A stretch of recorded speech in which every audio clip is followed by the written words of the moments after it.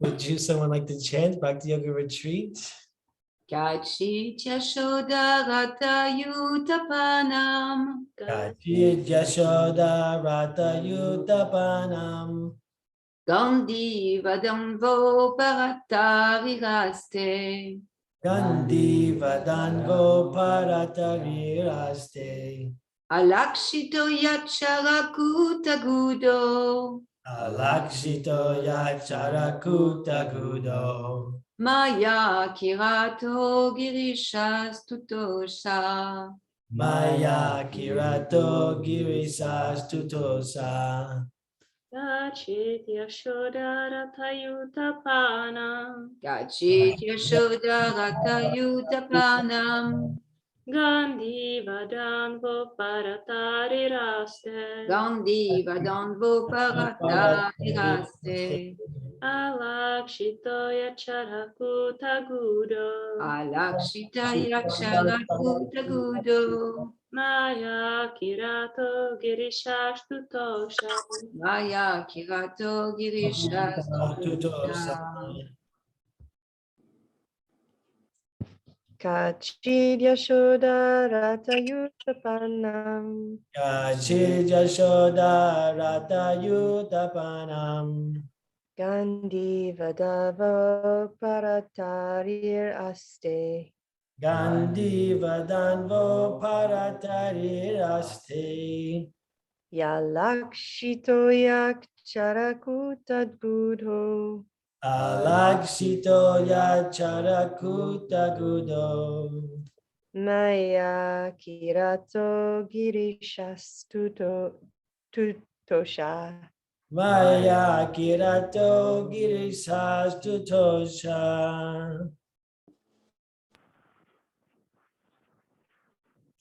Anyone else?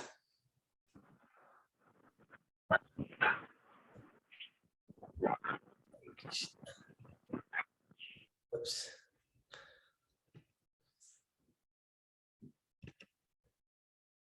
Okay, we'll go for the word for word. Kachit, kachit, weather, weather. Yasada, yasada, famous, famous. Rata Yutapanam, Rata Yutapanam, amongst the great chariot warriors, amongst the great chariot warriors. Gandiva, Gandiva, Danva, Danva, bow, bow. Uparata Ari, Uparata Ari, one who has vanquished the enemies, one who has vanquished the enemies. Aste, Aste, doing well, doing well. Alakshita, Alakshita, without being identified, without being identified. Yat, Yat, whose,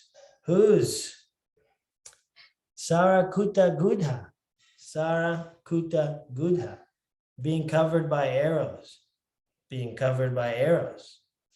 Maya Kirata, Maya Kirata, false hunter, false hunter. Girisa, Girisa, Lord Shiva, Lord Shiva.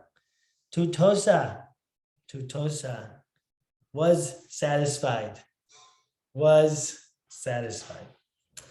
Translation.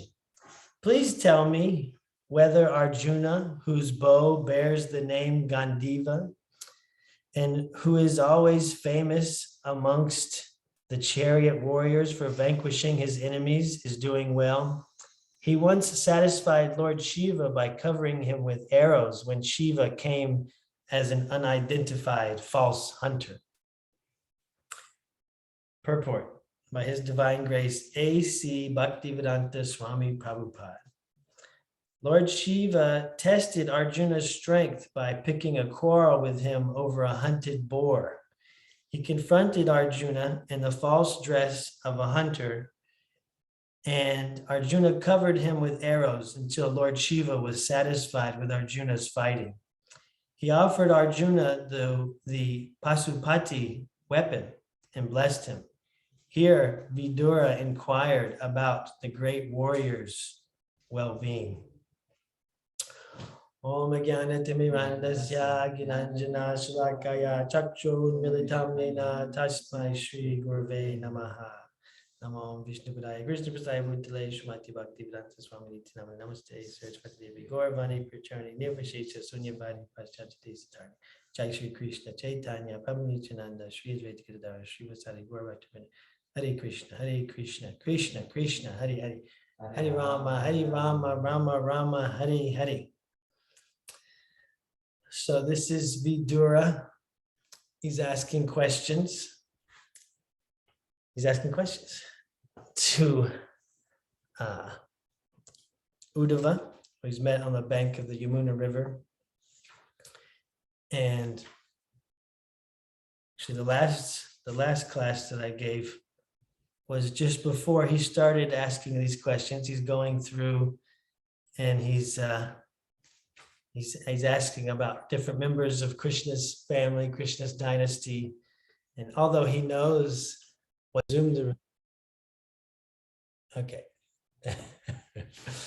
Good. This is fun. We're having fun. Yeah. 31338.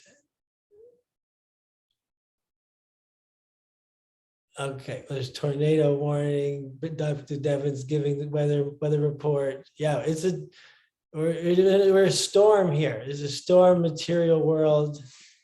And so this is like Kali Yuga is compared to like a storm that's just ever increasing and just raging out of control. And then we're on the umbrella of Lord Chaitanya's Sankirtan movement. And Lord Chaitanya's Sankirtan movement is like at the same time as the Kali Yuga is worsening and the storm is raging and increasing, then also there's the umbrella of Lord Chaitanya's movement is increasing at the same time. So we've had shelter here this morning. Srila Prabhupada, the holy name. So the last class that I gave was just before Vidura is asking these questions. He's inquiring about these different personalities, these different members of Krishna's family. And even though he knows what's happening with them, it reminds me, actually, this verse mentions Arjuna. We're going to glorify Arjuna. And it reminds me of Arjuna on the battlefield of Kurukshetra, that Arjuna is asking these questions. He's a pure devotee. It's a little bit different because my understanding is that Arjuna is kind of put into bewilderment for the purpose of pastime. And so Krishna can instruct the Bhagavad-Gita, but still, it's like asking questions that he knows the answers to, and he's glorifying. He's actually in the process of asking these questions. He's glorifying all of these personalities. So let's see. So, yeah.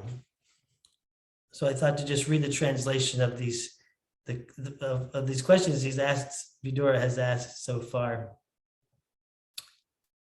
Then, due to his great love and feeling, Vidura embraced him, Uddhava, who was a constant companion of Lord Krishna and formerly a great student of Brihaspati's. Vidura then asked him for news of the family of Lord Krishna, the personality of Godhead. Please tell me whether the original personalities of Godhead, who incarnated themselves at the request of Brahma, who was born out of the lotus flower from the Lord, and who have increased the prosperity of the world by elevating everyone, are doing well in the house of Surasena. Please tell me whether the best friend of the Kurus, our brother-in-law Vasudev, is doing well. He is very munificent. He is like a father to his sisters, and he is always pleasing to his wives.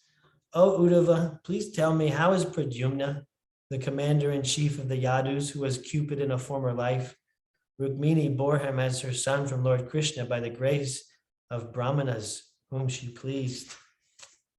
Oh, my friend, tell me whether Ugrasena, the king of the Sattvatas, Vrishnis, Bhojas, and Dasharhas, is now doing well. He went far away from his kingdom, leaving aside all hopes of his royal throne, but Lord Krishna again installed him. O gentle one, does Samba fare well? He exactly resembles the son of the personality of Godhead.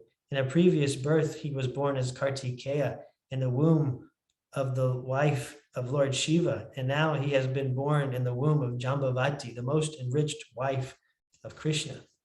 O Uddhava, does Yuyudhana fare well? He learned the intricacies of the military art from Arjuna and attained the transcendental destination, which is very difficult to reach even for great renouncers. Please tell me whether Akrura, the son of Svapalka, is doing well. He is a faultless soul surrendered unto the personality of Godhead. He once lost his mental equilibrium due to his ecstasy of transcendental love and fell down on the dust of a road which was marked with the footprints of Lord Krishna. As the Vedas are the reservoir of sacrificial purposes, so the daughter of King Devaka Bhoja conceived the Supreme Personality of Godhead in her womb, as did the mother of the demigods. Is she, Devaki, doing well? May I inquire whether Aniruddha is doing well? He is the fulfiller of all the desires of the pure devotees and has been considered from yore to be the cause of the Rig Veda, the creator of the mind and the fourth plenary expansion of Vishnu. O sober one, others such as Ridika, Charudeshna, Gada, and the son of Satyabhama, who accept Lord Sri Krishna as the soul of the self and thus follow his path without deviation. Are they well?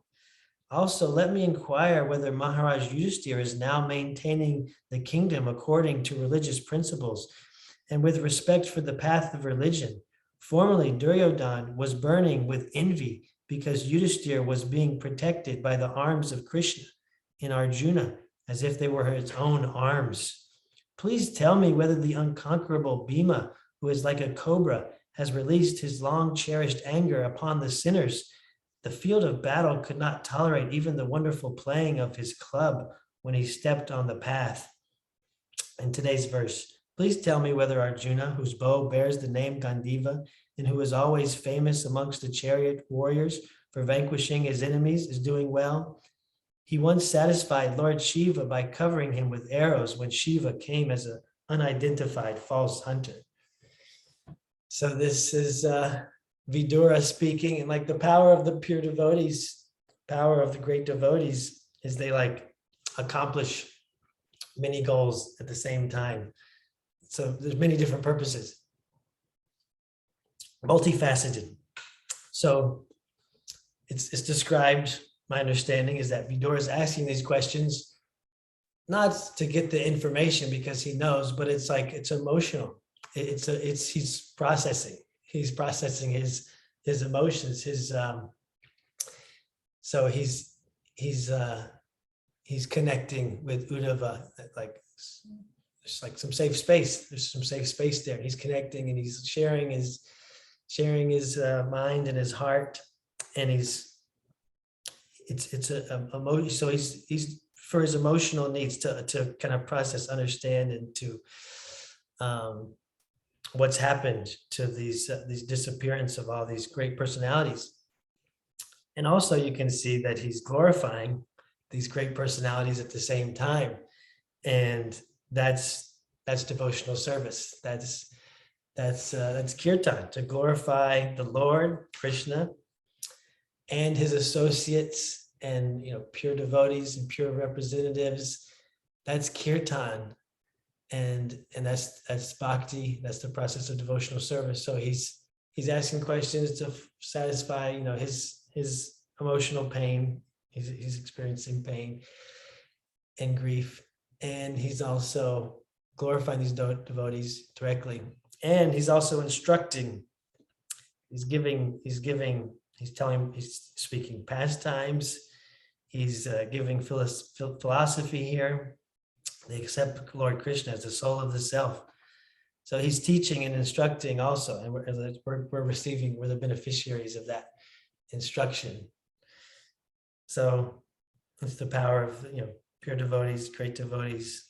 They, even when they're satisfying their own needs or whatever like that, they're still purely engaged in the process of bhakti and devotional service and preaching at the same time. So yeah, preaching. So this I'll speak a little bit about preaching. This verse is about Arjuna. So let's glorify Arjuna. He's like he's so relishable. Dr. Devin Prabhu was giving a class, Bhagavad-Gita class recently on Wednesday, and Valerie was there with Lakshmi Priya in Prabhupada's house, and she commented that she was obsessed with Arjuna. Valerie was obsessed with Arjuna right now. And I was like, that's awesome to be obsessed with Arjuna. What a great person to be obsessed with. And I was like, it inspired me. Let me increase my obsession with Arjuna. I have a lot of affection towards Arjuna.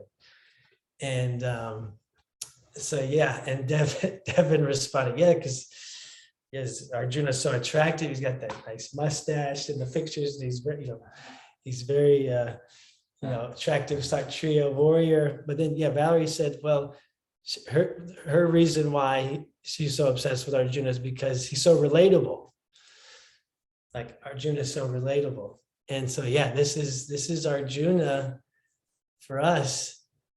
Like we get to put ourselves in the shoes of Arjuna. We get to like see ourselves in Arjuna, and we get to enter into the pastimes of Arjuna and Krishna. Like, and it's fully recommended even for the common man. So I have some quotes from Prabhupada.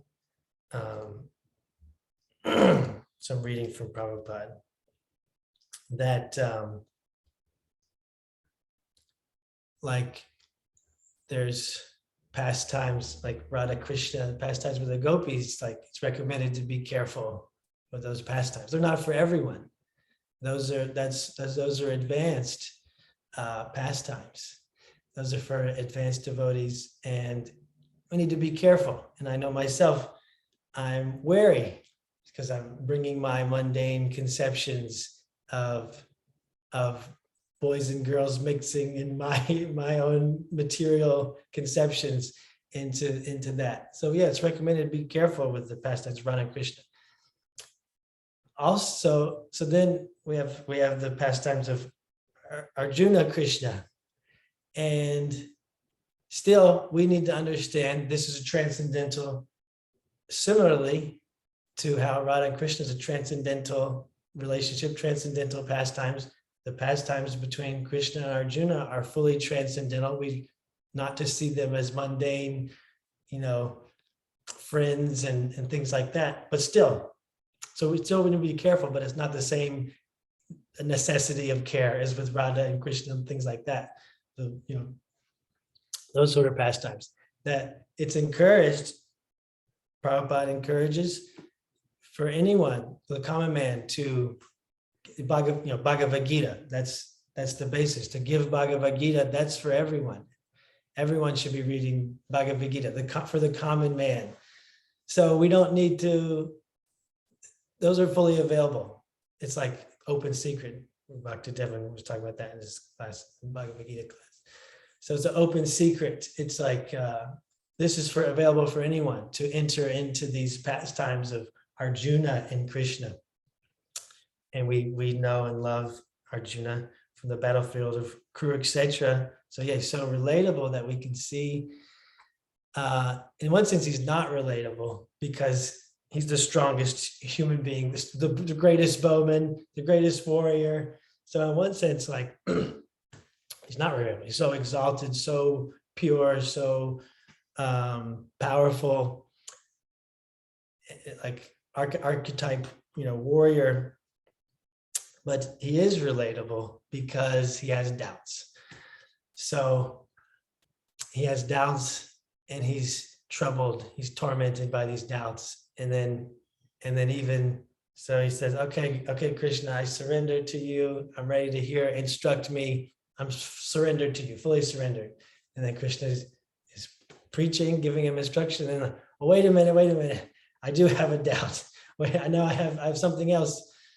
Something else is coming, now I have another doubt. So we can, it's safe for us to like follow the example of Arjuna in Bhagavad-Gita on the battlefield of Kurukshetra, to put ourselves in his shoes, to see ourselves in Arjuna. It's like this Arjuna on the battlefield of Kurukshetra with Krishna, that it's a historical fact. Kurukshetra is a historical place, and that there was that it's a history, it's a past time, and we can see ourselves in see ourselves. What's our battlefield of Kurukshetra, and how are we like Arjuna, or how can we be like Arjuna, follow his footsteps, and in experiencing our experience and communicating it so that others get it. So yeah, so these foundational principles of Bhagavad-Gita, let me just read this. Okay, so this is from Prabhupada, and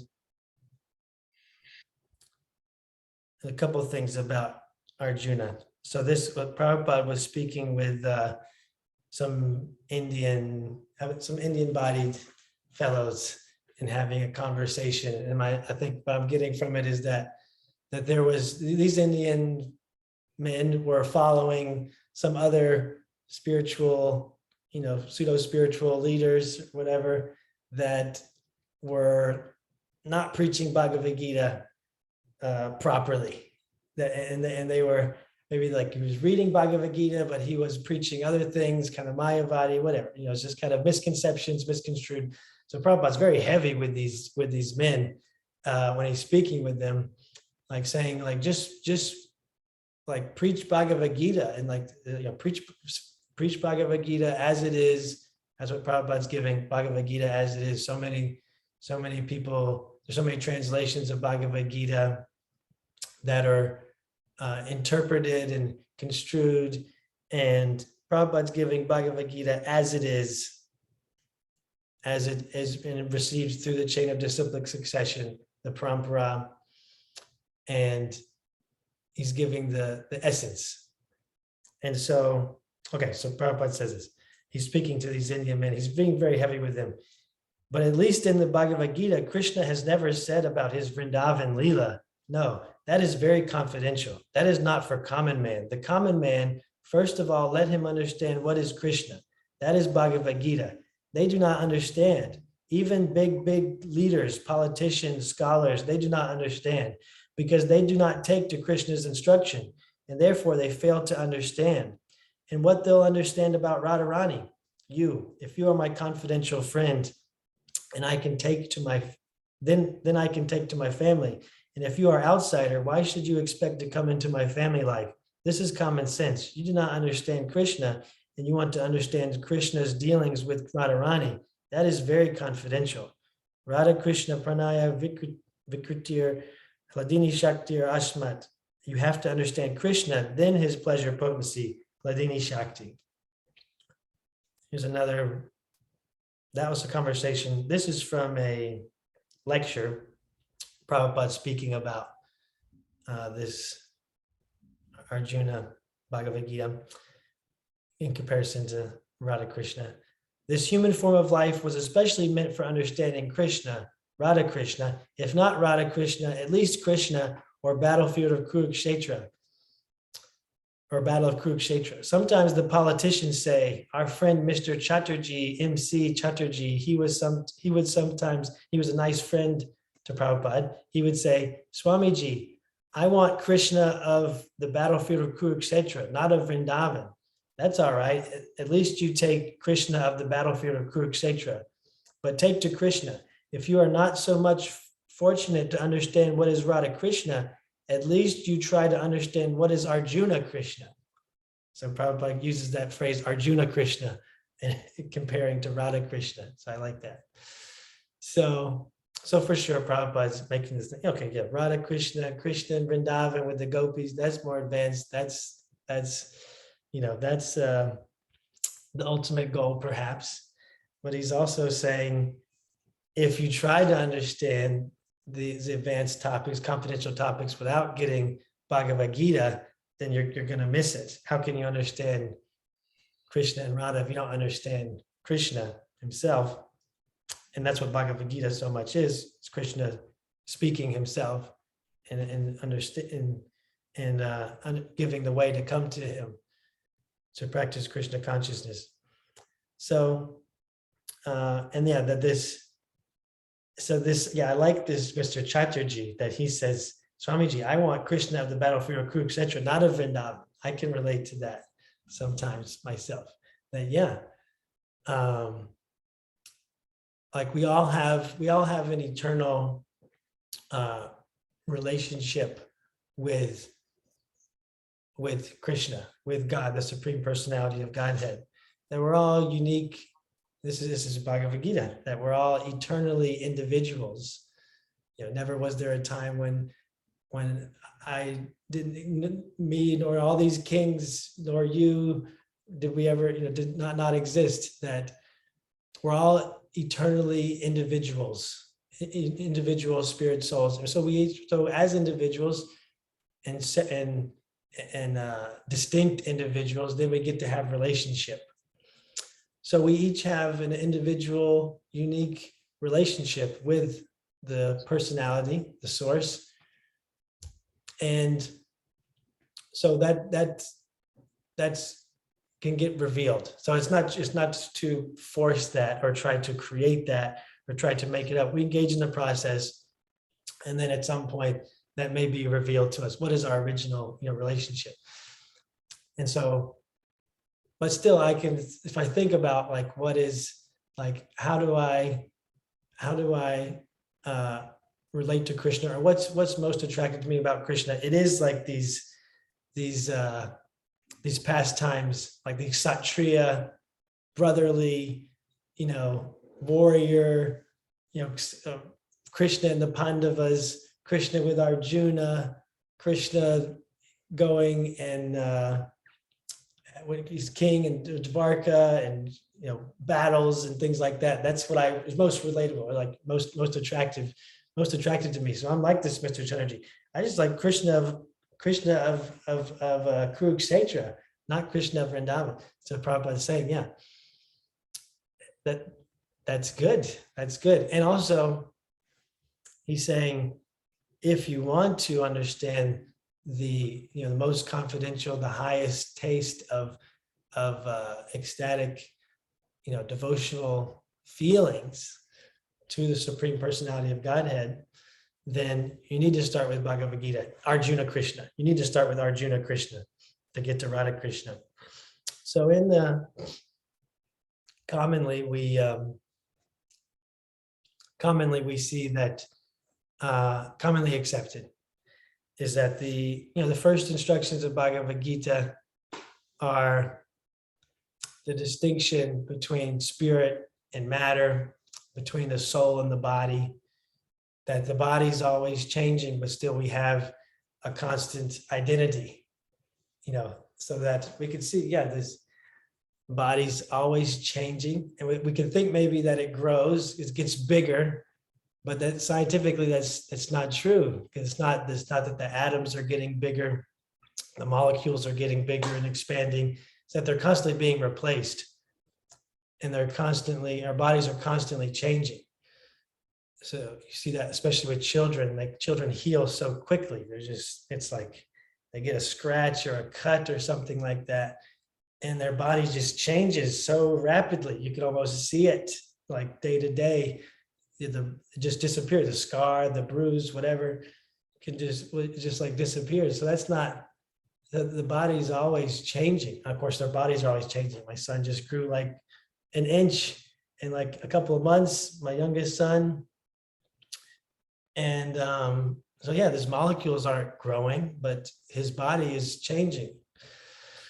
So, and I remember when he was a baby, he's such a tiny little baby with the big head, like their heads are so big compared to their bodies, like it's not proportional. So that's a change. That's a big change right there. So that body is completely gone. My son's, both my sons, like 6-month-old body. What about the 1 or 2 week old body? Just tiny, can't do anything, just flail around crying, and that body's completely gone. That body's been gone for years and years. There's no trace of it. But still, there's a personality that remains that I can see. That little 1 week old Nalini Kanta with his intensity and his fire, he's still there in the 7-year-old, but the 8-year-old body. It's still the same personality, but the body is completely different. So there's some constant identity. So just the same way that that body's dead. That 1-year-old body's dead and gone. But still, the spirit soul remains. There's an essence that remains in the 8-year-old body. So similarly, at the time of death, when this body's no longer useful, kind of like a crab, hermit crab, when this shell's not useful anymore, I get rid of it, discard it, and then find another shell that could be used for protection. So when this body's not useful anymore, then it's discarded, and the spirit soul changes bodies. So the self-realized soul is not bewildered by such a change, not bewildered by the change of the bodies from boyhood to youth to old age. So that's a practice we can already start practicing, like not being bewildered by the change of bodies. So we can see, my children, not to be lamenting, hankering. As children, we're always hankering to have an older body. And then as adults and older people, we're lamenting that we wish we would have done more with our younger body or enjoyed more, or still we had a younger body. So that's a practice there, that the body's already changing, so we can prepare ourselves for that, the big change of body at the time of death, by practicing not being bewildered by the change of the body. Now I have hair coming from different places in my body, I'm getting tired, my health, whatever, can practice not being bewildered by those changes. So there's a distinction between spirit and matter, that matter is temporary, always changing, always cycling, always moving. And then there's something that's eternal, that's not changing, that's not temporary. That's spirit. There's the difference between the soul and the body. So that's like accepted as the first lessons of Bhagavad-Gita. And then especially in our Sattva Tov community, then we also see other lessons from Bhagavad-Gita, especially in Arjuna. That's why he's so relatable, and relatable for us, and recommended for us to relate to Arjuna, especially as a starting point, and always good to relate to Arjuna Krishna, is that Arjuna is, we're going to read, I'm going to read a little bit about Arjuna because he's so awesome. I'm cycling around. We're going to get somewhere, but let's just read about Arjuna now because he's amazing. So this is from Canto 1, Srimad Bhagavatam. It's text 21. I'm not sure what chapter, but I think it's Maharaj Parikshit, the chapter. Maharaj Parikshit is describing Maharaj Parikshit. The translation is, amongst great bowmen, this child will be as good as Arjuna. He will be as irresistible as fire and as unsurpassable as the ocean. So this is comparing Maharaj Parikshit, who is the driving force, his situation, getting ready to leave his body, and is the driving force for this Srimad Bhagavatam being spoken. So he's being compared to Arjuna. So this is the great hero, Pandava Arjuna, the great hero of the Bhagavad Gita. He is the Kshatriya son of Maharaj Pandu. Queen Kunti Devi could call for any one of the demigods, and thus she called Indra, and Arjuna was born by him. Arjuna is therefore a plenary part of the heavenly king Indra. He was born in the month of Falguna, February, March, and therefore he is also called Falguni. When he appeared as the son of Kunti, his future greatness was proclaimed by air messages and from different parts of the universe, such as the demigods, the Gandharvas, the Adityas from the sun globe, the Rudras, the Vasus, the Nagas, the different rishis, sages of importance, and the Apsaras, the society girls of heaven, all attended the ceremony. The Apsaras pleased everyone by their heavenly dances and songs. Vasudev, the father of Lord Krishna and the maternal uncle of Arjuna, sent his priest representative Kashyapa to purify Arjuna by all the prescribed samskaras or reformatory processes.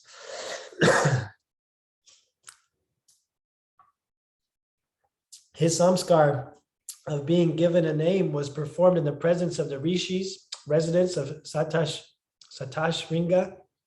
He married 4 wives, Draupadi, Subhadra, Citrangada, and Ulupi, from whom he got 4 sons of the names Shrutakirti, Abhimanyu, Babruvavhana, and Iravan, respectively. During his student life, he was entrusted to study under the great professor Dronacharya, along with other Pandavas and the Kurus. But he excelled everyone by his studious intensity, and Dronacharya was especially attracted by his disciplinary affection. Dronacharya accepted him as a first-grade scholar and loved heartily to bestow upon him all the blessings of military science. He was so ardent a student that he used to practice bowmanship even at night. And for all these reasons, Professor Dronacharya was determined to make him the topmost bowman of the world. He passed very brilliantly the examination in piercing the target, and Dronacharya was very pleased. Royal families at Manipur and Tripura are descendants of Arjuna's son Babruvahana. Arjuna saved Dronacharya from the attack of a crocodile, and the Acharya, being pleased with him, rewarded him with a weapon of the name Brahmasira. Maharaj Drupada was inimical towards Dronacharya, and thus when he attacked the Acharya, Arjuna got him arrested and brought him before Dronacharya. He besieged a city of the name Ahitchatra, belonging to Maharaj Drupada, and after taking it over, he gave it to Dronacharya. The confidential treatment of the weapon Brahmasira was explained to Arjuna, and Dronacharya was promised by Arjuna that he would use the weapon if necessary when he, Dronacharya, personally became an enemy of Arjuna. By this, the Acharya forecasted the future battle of Kurukshetra, in which Dronacharya was on the opposite side. Maharaj Drupada, although defeated by Arjuna on behalf of his professor Dronacharya, decided to hand over his daughter Draupadi to his young combatant. But he was disappointed when he heard the false news of Arjuna's death in the fire of the Shelak house, intrigued by Duryodhana. He therefore arranged for Draupadi's personal selection of a groom who could pierce the eye of a fish hanging on the ceiling. This trick was especially made because only Arjuna could do it, and he was successful in his desire to hand over his equally worthy daughter to Arjuna. Arjuna's brothers were at that time living incognito under agreement with Duryodhana, and Arjuna and his brothers attended the meeting of Draupadi's selection in the dress of Brahmanas. When all the Kshatriya kings assembled saw that a poor Brahmana had been garlanded by Draupadi for her lord, Sri Krishna disclosed his identity to Balaram. He met Alupi at Haridwar, and he was attracted by a girl belonging to Nagaloka, and thus Iravan was born. Similarly, he met Chichangada, a daughter of the king of Manipura, and thus Babruvahana was born. Lord Sri Krishna made a plan to help Arjuna to kidnap Subhadra, sister of Sri Krishna, because Baladev was inclined to hand her over to Duryodhana. Yudhisthira also agreed with Sri Krishna, and thus Subhadra was taken by force by Arjuna and then married to him. Subhadra's son is Abhimanyu, the father of Parikshit Maharaj, the posthumous child. Arjuna satisfied the fire god by setting fire to the Khandava forest and thus the fire god gave him one weapon. Indra was angry when the fire was set in the Kandava forest, and thus Indra, assisted by all other demigods, began fighting with Arjuna for this great challenge. They were defeated by Arjuna, and Indradev returned to his heavenly kingdom. Arjuna also promised all protection to one Mayasura, and the latter presented him with one valuable conch shell celebrated as the Devadatta. Similarly, he received many other valuable weapons from Indradev when he was satisfied to see his chivalry. When Maharaj Yudhisthira was disappointed in defeating the king of Magadha, Jarasandha, it was Arjuna only who gave King Yudhisthira all kinds of assurances, and thus Arjuna, Bhima, and Lord Krishna started for Magadha to kill Jarasandha. When he went out to bring all other kings of the world under the subjection of the Pandavas, as was usual after the coronation of every emperor, he conquered the country named Kalinda and brought in subjugation, King Bhagdut. Then he traveled through countries like Antagiri and Alukpur and Modapur and brought under subjugation all the rulers. Sometimes he underwent severe penances. So yes, this is like all these conquering great warrior. He's getting weapons directly from the demigods. Sometimes he underwent severe types of penances, and later on he was rewarded by Indradev. Here's the part that's referenced in this verse with Lord Shiva. Lord Shiva also wanted to try the strength of Arjuna, and in the form of an aborigine, Lord Shiva met him. There was a great fight between the two, and at last, Lord Shiva was satisfied with him and disclosed his identity. Arjuna prayed to the Lord in all humbleness, and the Lord, being pleased with him, presented him the Pasupata weapon. He acquired many other important weapons from different demigods. He received Dandastra from Yamaraj, Pasastra from Varuna, and Tardana Astra from Kuvera, the treasurer of the heavenly kingdom. Indra wanted him to come to the heavenly kingdom, the Indraloka planet beyond the moon planet. In that planet, he was cordially received by the local residents, and he was awarded reception in the heavenly parliament of Indra. Okay, so he's doing all these austerities. He's getting weapons from all these different demigods. He's in the heavenly planet, getting cordially received, awarded reception. Then he met Indradev, who was not only presented him with his Vajra weapon, but also taught him the military and musical science as used in the heavenly planets. In one sense, Indra is the real father of Arjuna, and therefore indirectly he wanted to entertain Arjuna with the famous society girl of heaven, Urvasi, the celebrated beauty. The society girls of heaven are lusty, and Urvasi was very eager to contact Arjuna, the strongest human being. She met him in his room and expressed her desires, but Arjuna sustained his unimpeachable character by closing his eyes before Urvasi, addressing her as mother of the Kuru dynasty and placing her in the category of his mothers, Kunti, Madri, and Sachi Devi, wife of Indradev. So he's chivalrous, gentlemanly, disappointed. Urvasi cursed Arjuna and left.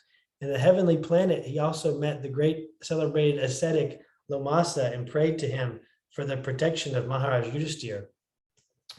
When his inimical cousin Duryodhana was under the clutches of the Gandharvas, he wanted to save him and requested the Gandharvas to release Duryodhana, but the Gandharvas refused, and thus he fought with them and got Duryodhana released. When all the Pandavas lived incognito, he presented himself in the court of King Virata as a eunuch. A eunuch, I had to look that up. A eunuch is someone who's castrated, and then he's employed or engaged in the service of protecting like a women's ashram, women's area, because the idea is that castrated, so he's like safe for women. So he presented himself as a eunuch and was employed as the musical teacher of Uttara, his future daughter-in-law, and was known in the Virata court as Brahanala. As Brahanala, he fought on behalf of Uttara, the son of King Virata, and thus defeated the Kurus in the fight incognito. His secret weapons were safely kept in the custody of a Somi tree, and he ordered Uttara to get them back. His identity and his brother's identity were later on disclosed to Uttara.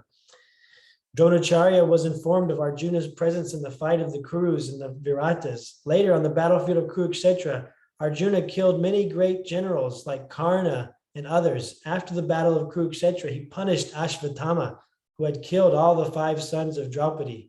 Then all the brothers went to Bhishmadev. It is due to Arjuna only that the great philosophical discourses of the Bhagavad-Gita were again spoken by the Lord on the battlefield of Kurukshetra. His wonderful acts on the battlefield of Kurukshetra are vividly described in the Mahabharata. Arjuna was defeated, however, by his son, Babu Vahana and Manipura, and fell unconscious when Alupi saved him. After the disappearance of Lord Krishna, the message was brought by Arjuna to Maharaj Yudhisthira. Again, Arjuna visited Dvarka, and all the widow wives of Lord Krishna lamented before him. He took them all in the presence of Vasudeva and pacified all of them. Later on, when Vasudeva passed away, he performed his funeral ceremony in the absence of Krishna. While Arjuna was taking all the wives of Krishna to Indraprastha, he was attacked on the way, and he could not protect the ladies in his custody. At last, advised by Vyasadeva, all the brothers headed for Mahaprasthan. On the way, at the request of his brother, he gave up all important weapons as useless, and he dropped them all in the water. So that's a biography. That's like a short biography there of Arjuna. So we see so many great qualities. It's like alpha male, all good qualities, actually, like, perfect kind of human being. So he's a great warrior. And on the battlefield of Kurukshetra, he's experiencing fear, he's trembling, crying. And what does he do? He doesn't just, doesn't stuff it down. He doesn't put a mask on and put on the happy face or put on the warrior mask. He doesn't fake it till he makes it. He doesn't do it. Doesn't positive thinking. He doesn't do anything like that. He's experiencing his experience. Of course, it's transcendental. It's a transcendental experience, but he's experiencing his experience, his bodily sensation, his troubling thoughts, his doubts, because his concerns about engaging in this battle on the battlefield of Kurukshetra. So he's experiencing his experience, and then he communicates that to Krishna. And so that's like, so those are some lessons. So usually Bhagavad-Gita, it's accepted like the distinction between the soul and the body, spirit and matter. It's like the first lessons of Bhagavad-Gita. And then also we can learn lessons from Arjuna's example in the Bhagavad-Gita too, that it's a foundational principle to experience our experience and then communicate it so that others get us. So, and that's how, so Arjuna is so relatable, and the pastimes, the relationship between Arjuna and Krishna is fully available, recommended for everyone. It should be freely distributed, freely dispersed, so everyone can have the experience of Arjuna and Krishna. It's a loving affair. It's a loving relationship that there's so much, Krishna is a supreme personality of Godhead, and yet he's so Arjuna is such a dear devotee and friend to Krishna that Krishna takes the subordinate position. Krishna is the chariot driver in the battlefield of Kurukshetra. The chariot driver is a very menial position, basically, just very low position. But he's so much, like we have the example of from Lord Chaitanya, that Lord Chaitanya comes across this someone who can't read. He's holding Bhagavad-Gita, he's holding Bhagavad-Gita, but he's crying. And Lord Chaitanya comes to understand that this is illiterate. This person's illiterate, and the other members of the community make fun of him that he's just, what is he even doing? He can't read, but he's reading Bhagavad Gita, but he's sitting there, he's crying. And Lord Chaitanya is like, well, why are you crying? And the reason why he's crying is because even though he can't read, he sees the picture of the Bhagavad Gita. He sees the picture. He knows, he has the image of Krishna being the chariot driver for Arjuna, that he was so, there's so much love there, so much affection, so much bhakti, that Krishna is so pleased with his devotee that he would be willing to take the subordinate position and be his chariot driver and give Arjuna all the glory. Because we can see that Krishna's facilitating the battlefield, that he's bringing, he's a supreme controller. So he's obviously controlling the battlefield, the battle on Kurukshetra, and he's totally arranging things so that Arjuna gets all the glory, and that Arjuna's the one doing and all the victorious and glorious acts in the battle, and he's getting all the glory. So it is a transcendental loving pastime, Arjuna and Krishna. So these are the ABCs. The Bhagavad Gita is like the ABCs. It's the foundation. It's the foundation for understanding, all spiritual wisdom, the most advanced, spiritual states of consciousness. Then Bhagavad Gita gives the foundation for that. So like Prabhupada, like I was reading from Prabhupada earlier, that without having the foundation, then you're not going to get the more advanced topics. Just like if we're doing some calculations in math, and if we make a mistake, or we don't get the numbers right, or we don't get the calculations correct in the early stages or at the front end, then all the calculations are going to be wrong. Any result, any deduction, any kind of conclusion is going to be the false and wrong conclusion, because we're not starting with the right numbers, or if we make a mistake, in the beginning, if we're not understanding the beginning. So,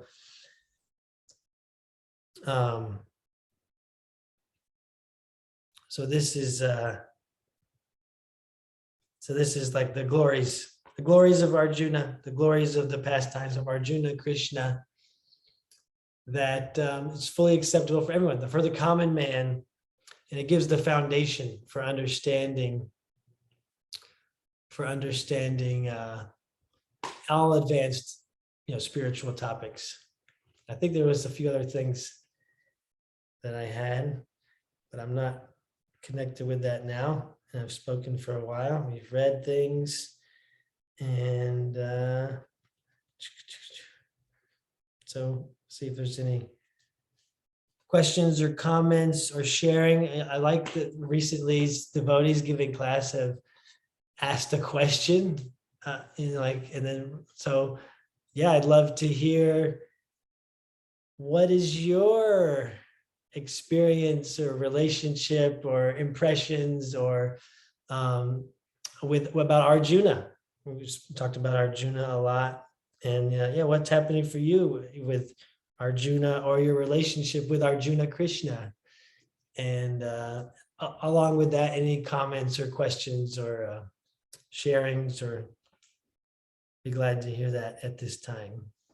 I'll read the verse one more time.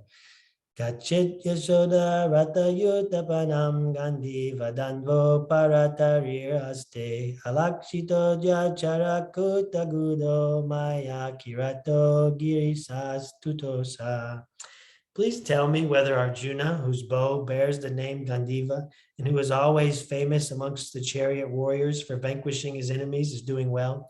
He once satisfied Lord Shiva by covering him with arrows when Shiva came as an unidentified false hunter. Hare Krishna.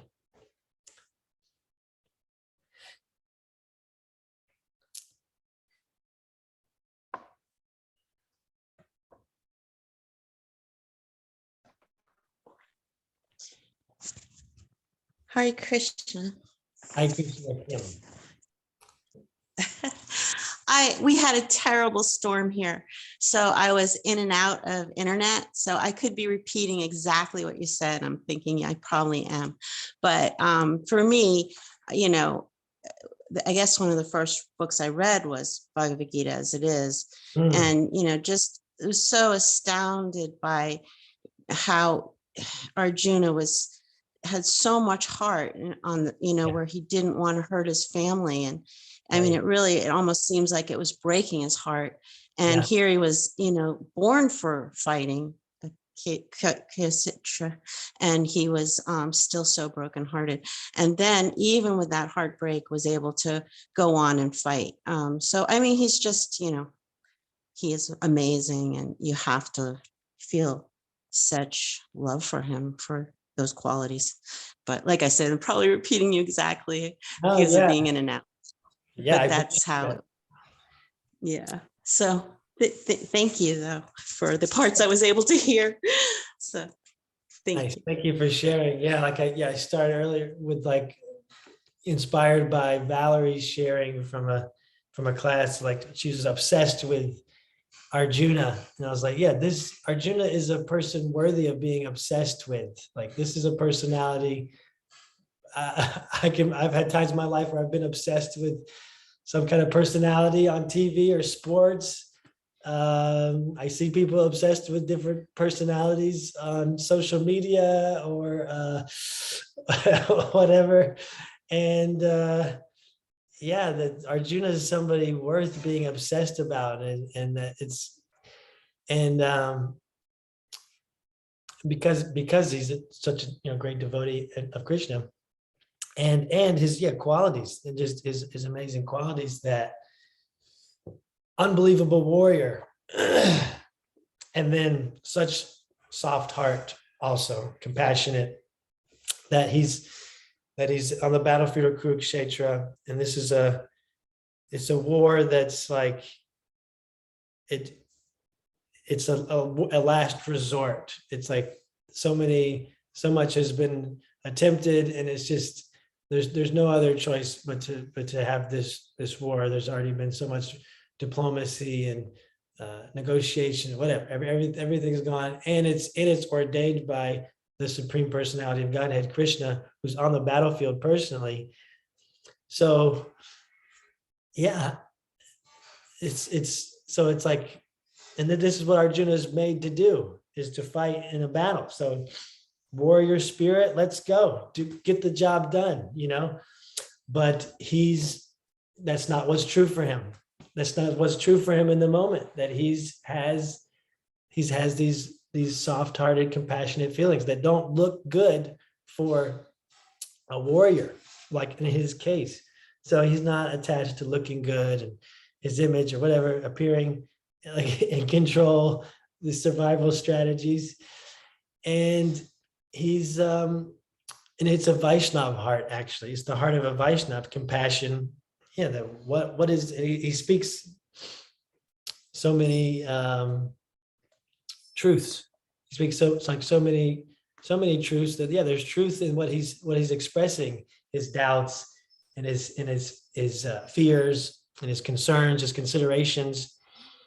But he puts them on the table, and then it's like, yeah, the Bhagavad-Gita it's a conversation, and it can be like a coaching conversation, seem like a coaching conversation. So he's authentic with where he's at. He puts on the table, and then he's open for an alternative perspective. He gives his perspective, and then by sharing his perspective, being honest where he's at, then he's open for alternative perspective. And Krishna gives the alternative perspective, the ultimate alternative perspective. And then that is the Bhagavad-Gita. So thank you, Kim, for sharing.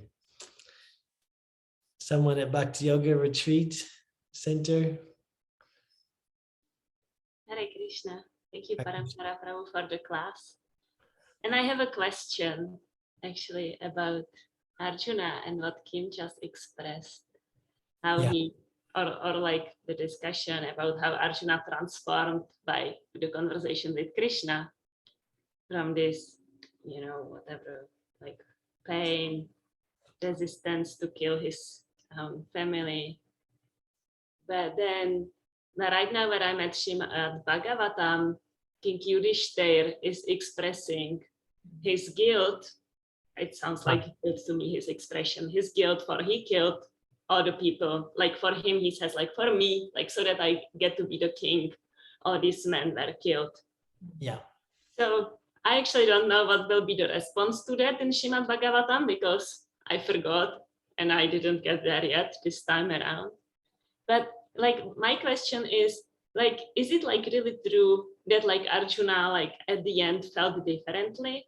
Like, or that's like a question, like maybe he's still feeling the grief and the pain of killing them, but then he also has like, okay, it's Krishna's wish, and he has like the broader picture, but Yeah. doesn't necessarily mean that like he feels like all joyful about killing the people. Yeah. Right. Yeah.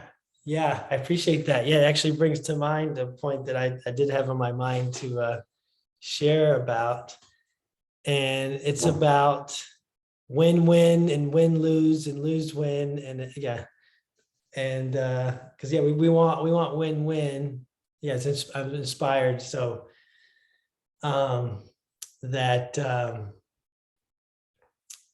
so David Wolf, he's in Colorado now, Dear Govinda, giving a foundational course. And I was there last weekend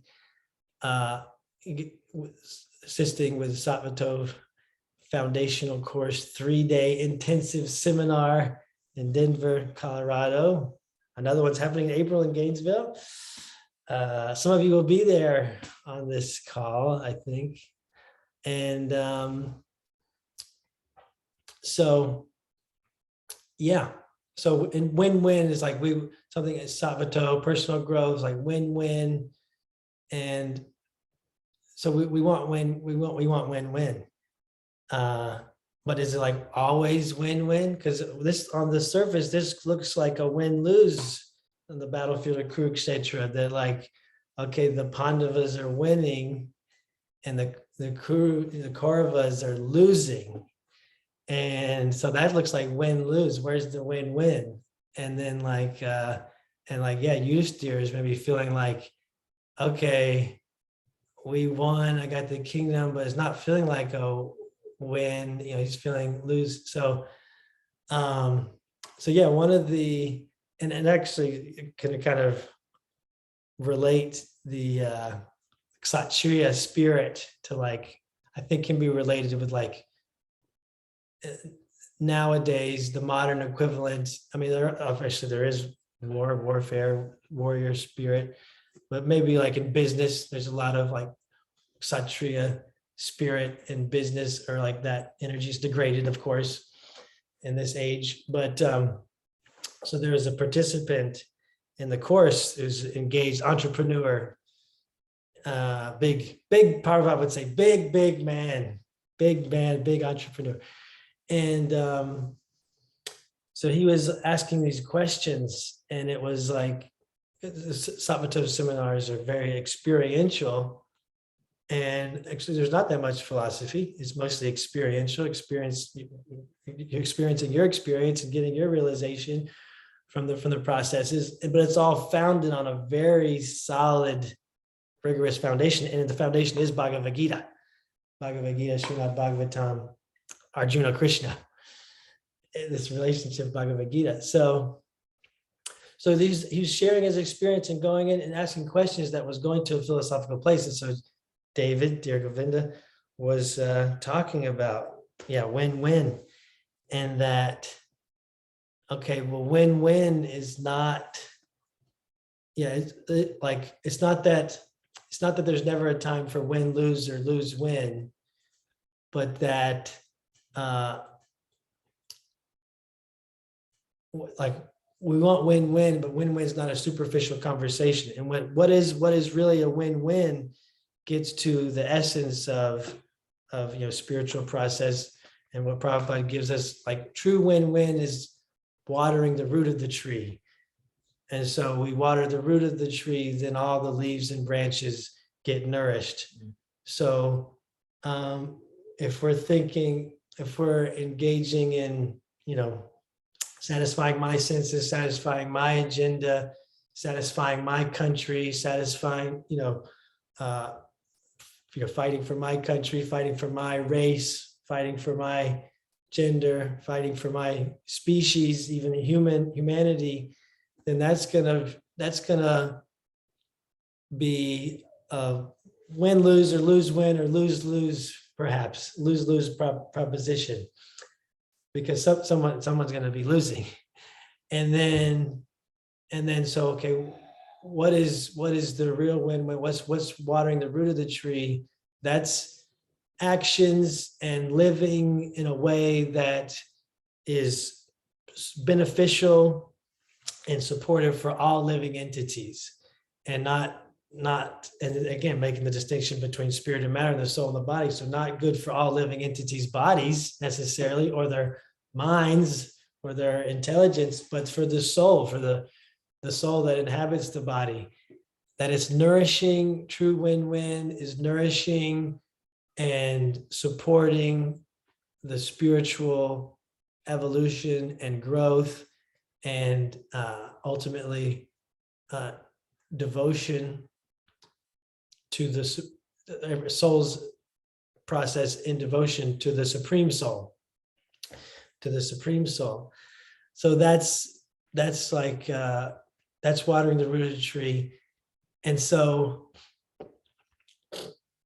by going for watering the root of the tree, engaging in that true win-win, then there may be outcomes that look like a lose-win or a win-lose on the material platform, on the surface, or it just seems, it looks like a win-lose. Somebody wins, somebody loses. And so I was inspired in the seminar because this participant was like taking that eternal spiritual truth, Bhagavad-Gita, basically Prabhupada's teachings, and he was applying it where he was at in the world of business. So say I have my business is competing with another business, and I feel like my business actually has the better solution, the greater solution that will actually serve the client better, and ultimately, maybe ideally, even be watering the root of the tree. Then I may go all out to defeat that other company. And that may mean that company goes bankrupt. That may mean that company, there's families that are affected. People lose their house, more, whatever.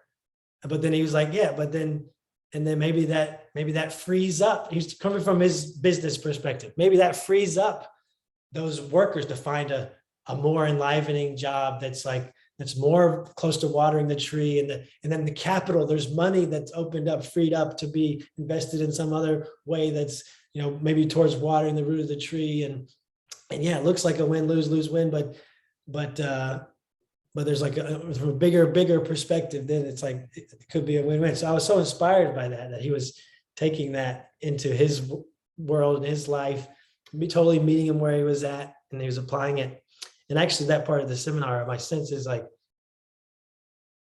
because David was going into like some very philosophical, spiritual truths, but because of the work that we had done, the communication work and the process and everything, it was totally landing, just meeting people wherever they were at. Everybody was riveted. It was impactful for me. It was late, 9 o'clock, 9:30, whatever. So inspired. And then David reflected and shared with him like, well, actually, that's a high ethic. That's a very high ethic in business, and actually referenced like the Kshatriya spirit, that ultimately the essence of the Kshatriya spirit engaging in battle is like, it's actually a win-win, because like, okay, what's important is that the population is protected and supported to serve the root of the tree, to water the root of the tree.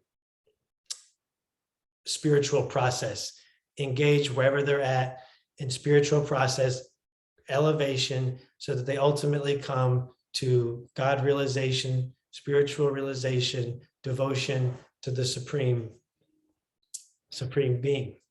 So that's like we both want that. And then, okay, let's engage in this battle to see who's the best, who's going to be able to do that the best, who's going to be able to serve the root of the tree the best.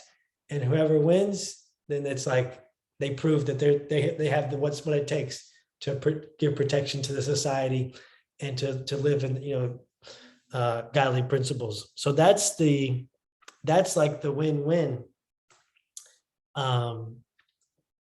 That's the ultimate win-win, and that's the win-win on the battlefield of Kurukshetra, that we're fighting this battle.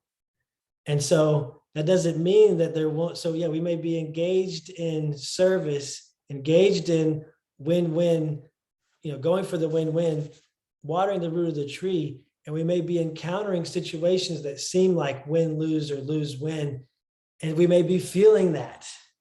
And that, like Arjuna may be feeling, like to your question, Ladini Shakti, maybe Arjuna was still feeling those feelings, that he wasn't just completely transformed. I mean, you're expressing Yudhisthira even after the battle, like it's clear it was ordained by Krishna, it was what was meant to be. So why is he having these feelings? So that's not to say that those feelings won't be there. I'm speaking now. I don't know. I'm doing some speculation perhaps, but I'm just trying to, someone can correct me or rein me in. But so that, that doesn't take away from the Vaishnav compassion, the empathy, the, feeling compassion for the fallen conditioned souls, that there's pain. Yes, like I'm convinced that I'm serving this mission. This is a win-win, and still there may be pain, there may be suffering, and not to negate that. That the Vaishnav heart feels the pain of others as his pain and like that. So that's my response. Hare Krishna. Yes, I appreciate what you said, that like the Vaishnav. Yesterday we listened to Srila Prabhupada class, and Srila Prabhupada says Vaishnav means feeling the pain of other. Just like that. So I appreciate it. That's like makes sense that like, okay, like maybe like Arjuna at the beginning, he didn't know like how to support the suffering living entities. But then, okay, Krishna said, this is the way, how you can serve them the best. And it doesn't mean that he doesn't feel the pain for them. So I appreciate your response. That's what it seems like. Okay, so Arjuna's bewildered by these doubts.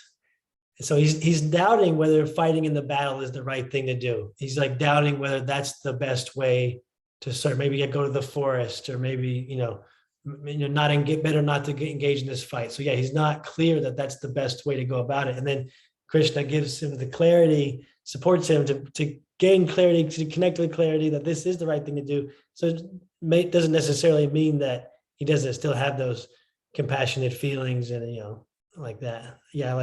Thank you. Thank you both for your conversation. I really appreciate that you brought different perspective about win-win and what win-win means, and on different level, further than what our eyes can see on the material level. And in a conversation between Arjuna and Krishna, an important aspect is Krishna's guiding Arjuna to do what Krishna wants. Yes. And the whole Bhagavad-Gita is to help us understand the situation of Krishna wants something, and probably we will want something else. That's often the case. We are sentimental. We allow our senses, our mind to guide us. So most of the time, what Krishna wants, it's going to be opposed to what our mind and senses want to do, and our sentimental emotion wants to do. And so if we take away the pain of Arjuna, in a sense, become like a breezy process. Oh, yeah, it's easy to do what Krishna wants. However, this is not the case. It's not the case. When we were at Bhakti in Kenny's ashram, we spoke a little bit about Joan of Arc, for example.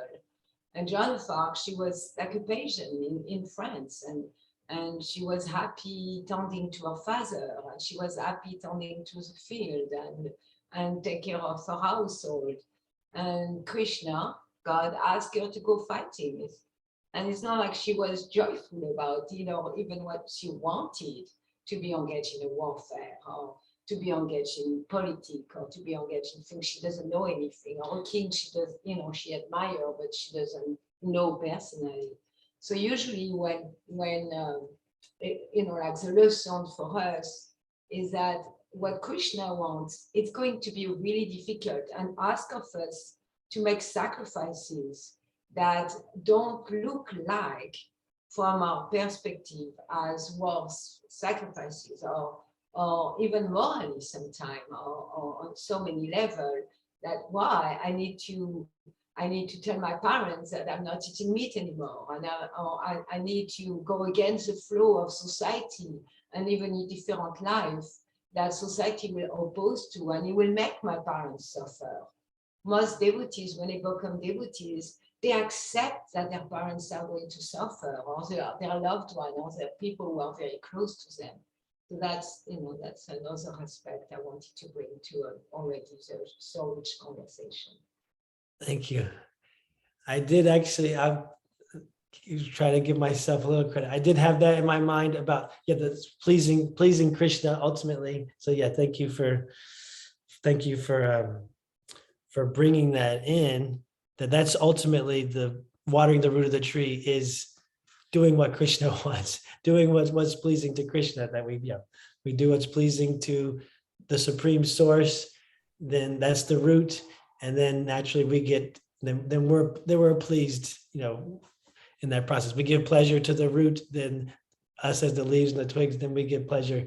So, and that point also that gets to our kind of constitutional position and our existential crisis here, that our constitutional position is to be happy, eternally blissful, and full of knowledge, and eternally engaged in serving the root, the supreme personality of Godhead. And that the reason why we're here is because we didn't want to do that.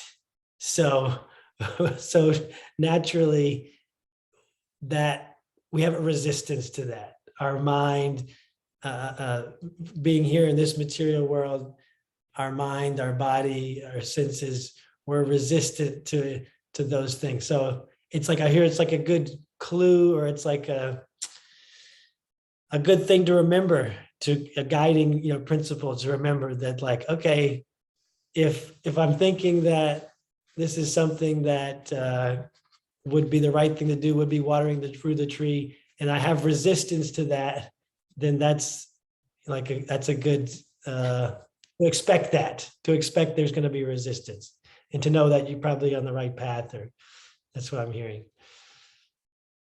I think Gajendra, Gajendra, and then we'll close.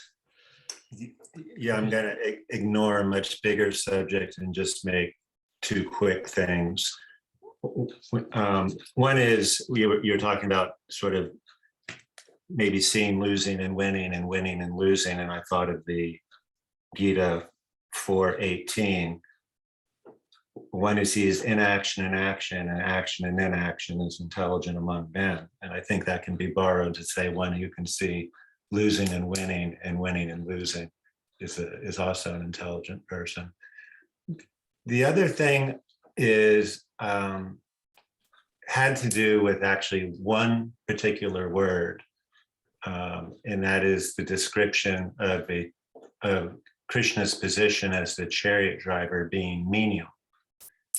It's a word that I don't connect with in that, because the word menial, in my understanding, is it's a function or a task where someone is unskilled or in a position that lacks prestige.